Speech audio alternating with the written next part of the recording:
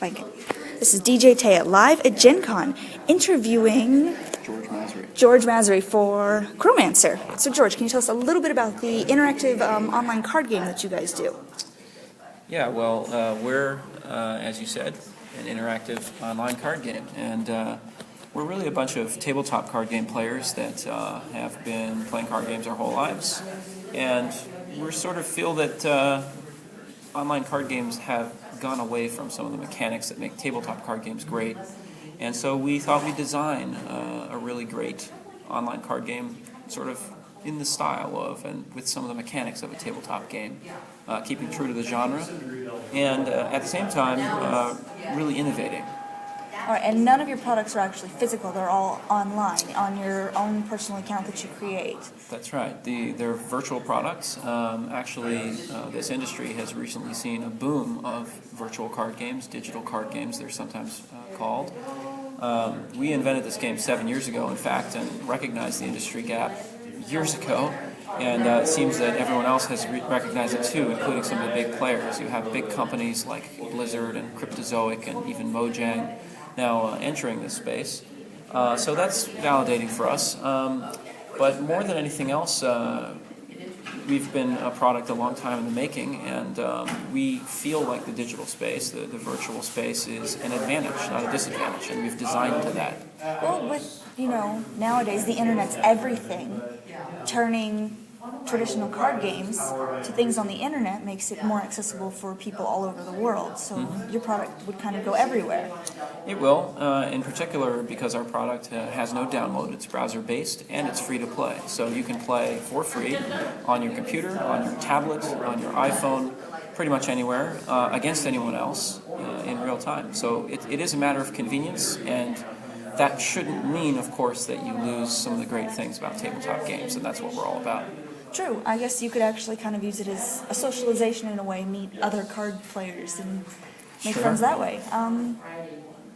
Let's see, I actually stopped by your booth yesterday, and you guys were having a little bit of trouble with the Wi-Fi. Did you ever get that sorted out? Oh, we did. Well, that's one of the things about Gen Con is most people here are playing physical games, and so they're just getting to the point where they can provide things like internet and electricity to everybody. So there's some complications there, and maybe we'll just call ourselves trailblazers, but it's worked out. Yeah, and you said you follow the general game mechanics of a tabletop card game. Mm-hmm.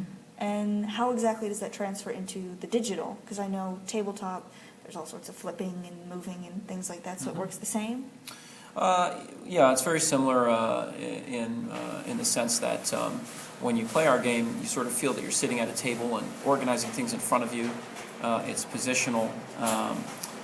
But for one thing, we are very much like a physical game because we print limited edition print runs. We use persistent virtual goods. So what that means is that when somebody buys a pack of cards or wins a pack of cards from us, it will be part of a limited print run. And if they were to hang on to that pack of cards without opening it even for, let's say, 9 months or a year or something, they'd find themselves in a position, much as you would in real life, where they own something that's a rare commodity in our marketplace and other players would want to trade for it. But it's not really on that level, it's also on the level of the complexity and the depth of the game. A lot of online games these days are organized to be casual games, and either because they originate in social networking sites or because they're built specifically for casual play on a tablet as opposed to a computer. We're really a deep strategic game. It takes 15 minutes to play a match of our game. And we've designed the game ourselves to be a game that actually interests us as top-ranked international card players on many different games. Most of our team fits that description. Nice. And with every tabletop card game, it seems they have a setting, a mythology behind it. These cards do that. What exactly is the setting behind Chromancer? Well, that's a really great question. Even though we're a small team, we have a dedicated team member who is a professional fantasy writer. And we are creating a fantasy world around Chromancer, which is deep and complete and interesting, to the extent that we are actually releasing short stories and novellas on our site that players can follow that talk about the mythology behind the cards of the game. The setting, to be specific, is basically one that doesn't treat the card game as if it's just symbolic, but treats the card game as a card game, which is kind of interesting. It's set in a world that has suffered a cataclysm and is in rifts where there's reality and areas of void that sort of tear at that reality. And there are these wizards called Chromancers that go out into that void and have these epic battles, fighting over resources, of course, by summoning things using cards to focus their energy. So in a sense, the player is playing a wizard who is using cards. And that enables us to have a sort of a top-level story in which the player creates an account and really feels like he's playing in the game world and is very immersed in it. So that's very important to us. Nice. Well, besides card games, do you happen to have any other favorite games you like to play? Oh boy. I know that's a loaded question. Well, I think most people here like to play games. We are absolutely card game players and game players in general. I grew up playing all kinds of games, card games and board games, making games. I had a job for a while writing standardized tests and things like that. So when it comes to logic puzzles and logic problems and math problems and strategies and statistics, and these have been sort of the DNA, if you will, of our enjoyment for forever. How do you go from playing games to standardized test writing? Because you don't find a correlation? Well, there are a lot of statistics involved in DVD and D&D and so forth. Actually, I guess I don't think about this. Just that I can't even say that word. Statistics. I can't say it. Well, it's been a long day. It has been a long day, but I guess I don't actually see the statistics behind D&D and things like that, because that's the stuff that interests me is D&D and Hero System, and apparently I have to go learn Catan later. Oh, well, that's a complex game. So I've seen. Misleadingly complex.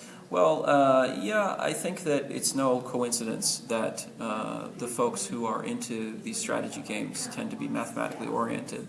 I think that there's a lot of similarities, and it's just maybe the stigma of it being study that turns some people off to statistics and so forth. But I think if you took a poll, you'd find most people out here are pretty good at it.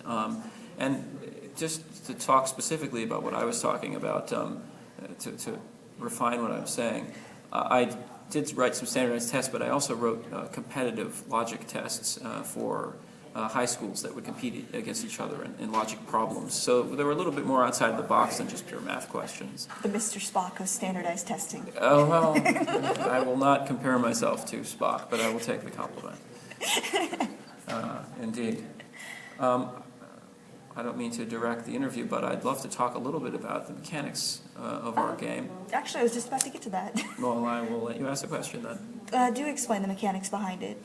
Well, that's the number one point, really. At the end of the day, we're card game players. As I said, we've played all the games. My co-founder is internationally ranked and arguably, and in my opinion, only if you want to lose the argument, arguably the best VTES player of all time. That's Vampire: The Eternal Struggle. It's the second Richard Garfield game after Magic the Gathering.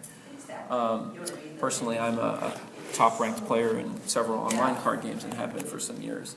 And we've sort of seen it all, if you will, and played it all, and care very much about games. So it was important to us with Chromancer to create a game that was really, really unique when it came to the mechanics. And everybody says that, and they're never really right. Most card games are a Magic clone. They're a game in which you have two people who are trying to reduce each other's life to zero by slotting creatures between each other and attacking each other.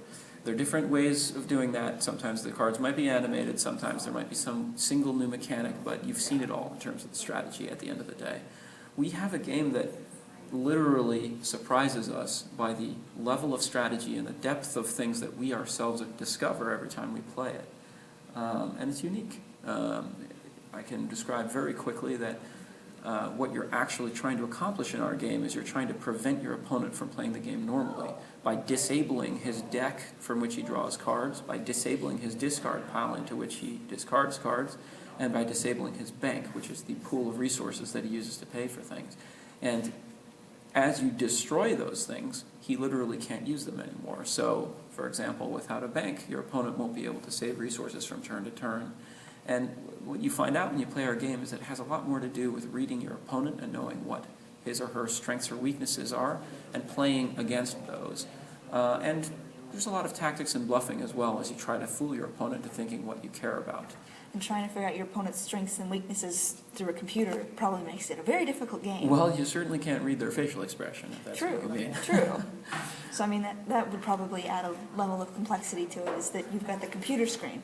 You can't see, their faces, their tells, So instead of it being, for your game, instead of two monsters trying to, tear each other apart, it's disabling the things that they need. Exactly, yeah, and so the game, we sometimes use the catchphrase adaptive strategy, which all that really means... It makes sense. It means that the strategy that you use changes and adapts. You have to adapt it as you play the game, because the construct of the game changes, the rules of the game change as you play. And it's really fun, it's really challenging, it's really unique. It's such an easy entry game for people to learn. It's so simple to understand what's happening, and yet it's so very difficult to be, first of all, better than Matt, who beat me the first time I ever showed him the game, 6 years after I invented it. He's a good card player. But it feels like one of those games where there'll always be someone better than you.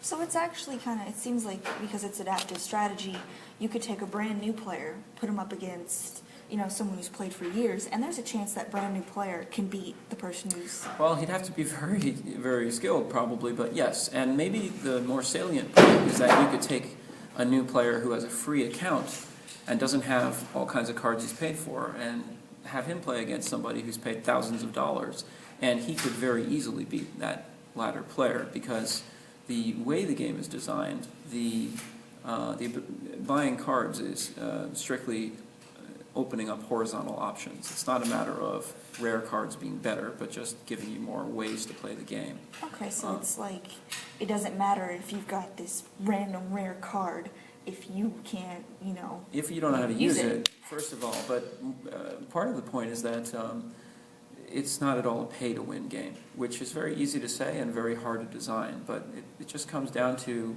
what I said.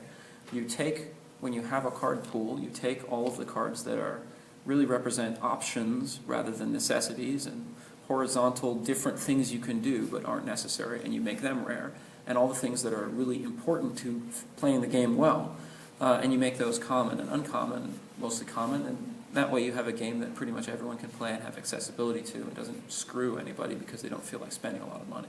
Nice. So that would actually probably be one of the first non-play-to-win type games I've heard of since being here. Because it seems like most games, they try and start as, Sure. fun play, and then they always get pay-to-win. Well, let's not incriminate them too much. I mean, Well, it's not their fault. They follow the market. They follow the market, and it is the trend in gaming in general, especially in video games, to use what's called a microtransactions model to monetize their game. And the reasons for that are many. Basically, the basic reason is because it's easier to convert a customer on a small level and then have him be a repeat customer. And I think personally that one of the many reasons, but one of the major reasons that all of these big players have entered the card game industry, specifically online, is because it by definition is a microtransactions model when you're selling people packs of cards with which they're building their various decks and their collections. So that's appealing to the large companies. And so, yeah, de facto, they're going to be something of a pay-to-win game because they want you to buy more products, and it's built into the model in a way. Well, you say you're mostly card gamers yourselves. Mm-hmm. Is there any of the, other card games that kind of made you want to do this more than others? I guess something that inspired you to want to make your own card game? Well, I won't name the names of the games that inspired us because we wanted to make something better, but there are many of them. No, we're lifelong card game players, and you get to a point where you really, really enjoy the new games, but at a certain point you start seeing it all, and at a certain point you say, wow, I love this new mechanic, I love the new approach, but gosh, I wish the strategy were something I hadn't seen before, or gosh, I wish this weren't exactly the same as Magic. It seems like everything is Magic. Well, Well, now that I think about it, Yes. most of the card games I played were Magic. well, Magic is a great game, but, you know, why not play Magic if you're going to play Magic? Exactly. I'm trying to think if there's anything else that I really need to ask.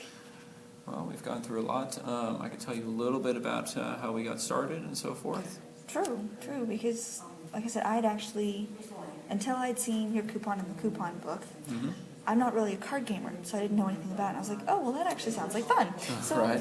I checked you out, and got this interview, and You were right. Well, it's not surprising if you hadn't heard of us. We're not very well known. We're a very new, small company, and actually we are at Gen Con showing a beta in our demos. We're not showing a finished product. We're launching the product only in December, and we're in the middle of a Kickstarter campaign right now, as many small card game companies start up. We're so confident of our game mechanics being unique and interesting for card game players that we are showing an alpha version of the game, really, that has not finished art in it, and it's not a finished product. And if you were to just look at it on that level, you'd probably say, oh, that doesn't look good at all. But we're literally so confident of the gameplay and the mechanics that we're willing to show it to veteran card gamers to get their feedback and to convert them. And that's what you guys were doing over at your booth, was That's the right. alpha testing. We have a demo that people can watch, and then we have actual stations where they can play the games themselves with a couple pre-made decks that are pretty simple, and we explain the rules to them and play through with them. So they're hands-on. And as you said, we do have some free prizes we're giving out in the coupon book and otherwise. Yeah, I saw that, and that's actually how I discovered the Wi-Fi issue. Absolutely. Which, don't let me forget to swing by, because you have to take my email down to do the accounting. Yes. So I'll swing by and set that up and see what goodies I end up with. Okay. Goodness. Have you actually had, positive reviews so far with your demoing of the alpha? I think it's gone very well. We've had a couple of actual interviews, of course, but overall the reactions have been very positive and not too surprising because, as I said, we are lifelong card game players. And, when you talk to another lifelong card game player and you spend 10 minutes of the conversation talking about all the different games and the problems with them and how you're going to solve them, people tend to agree with you. So it's gone well. True. And there's nothing that can replace a personal touch, of course. True. Well, I guess since you guys are actually new and you're in alpha right now, you said you won't release until December. That's right. What are you going to do whenever it gets further along, where it's no longer new? Are you going to be just randomly introducing new cards to keep it fresh? Yeah, that's exactly right. That's how most card games work. And we'll have what they call expansions, which are new sets of cards that get released every so often and often introduce slightly new tactics or mechanics. And, the game stays fresh and current that way. As long as you don't go the way of some card games and wipe it and start over Well, with the rules and everything else. The good thing about an online card game is that all those types of transactions are very easy. If you have a rule change, you can do it instantly across your whole set. If you want to change some kind of a context for tournaments or so forth, you can just press a button. And you don't actually have to get rid of all of people's supplies of things. They can still own those and then use different rules for their next playtest. So that would actually make it a whole lot easier if you, down the line, found something that, well, this person's figured out a way to break the game. You can easily fix that, and you don't have to worry about, recall on cards or cards that are no longer usable, or you just. Well, I don't want to exaggerate, but in a way, we hope people break the game because that teaches us and it helps us make a better game at the end of the day. I don't think it's very breakable, but I'm sure I'll be proven wrong by somebody eventually. Oh yeah, I'm pretty sure you will be proven wrong multiple times. But hey, like you said, it's a learning experience. You learn how to change it and fix it. Yes, and hopefully as card players we have the right sensitivity and sensibilities really about how to manage things like rule changes or things that we don't want to do but we have to do in a tactful and in a way that doesn't harm our players. Well, thank you very much for sitting down with me. I think that was all the questions I had. Do you want to add anything before we? No, I just want to say that we're thrilled to be at Gen Con. We're thrilled to be in this industry. It's sort of our lifelong dream to make this game come true, which is why we are launching a Kickstarter campaign. And we're probably a little different from a lot of the small companies that launch Kickstarters, because we didn't decide that as soon as we had an idea that we should have the Kickstarter enable us to create the product, but we actually created an alpha version that works, tested the product for some years, and now we're at the point where we feel confident about the product. It's fully formed, and now we just need the money to actually launch it properly. That's usually paying for art and professional UI and things like that. So it's just an order of operations. We designed the product first and then figured out how to fund it. So we're not just taking advantage of Kickstarter. We're not the marketing department of a big company that decided we should enter the industry. We're putting a game that's already really good online. All right. If any of my listeners are interested in your Kickstarter, where can they find that? Do you have a website? Yes, we like do. It's very, very easy. It's chromancer.com. They could get right to the Kickstarter by going chromancer.com/Kickstarter. That will link them up, but chromancer.com is a good place to start. It's CHROMANCER. It's the word romancer with a CH in front of it. It's not Chronomancer, which is a time mage. It's Chromancer. Please check us out. We've got all kinds of information, videos, live feeds that we show where we play the game for people, and so forth. And we have betas coming up and a whole slew of things. Nice. Well, again, thank you very much for sitting down with me. Thank you. I've stolen you away from your booth. I think I'm going to take you back to your booth and check out your card game.